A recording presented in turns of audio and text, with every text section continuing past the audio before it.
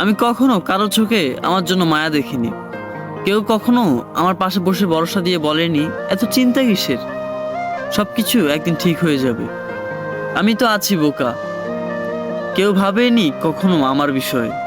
কেউ কখনো আমাকে একমাত্র প্রিয় মানুষের তালিকায় রাখেনি। কোনোদিন কারো সুসংবাদ বা দুঃসংবাদে কেউ আমাকে প্রথমে জানায়নি।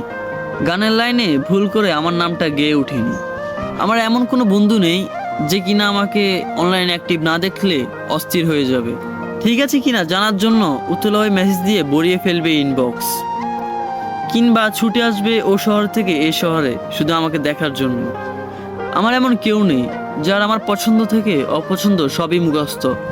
জন্মদিনে সবার আগে উইশ করবে, মন খারাপটা ভালো করে দিবে, গুরুত্বের লিস্টে আমাকে রাখবে সবার উপরে।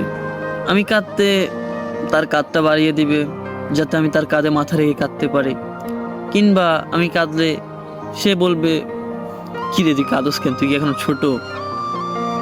জানেন, এরকম কাউরে পাইনি আমার জীবন।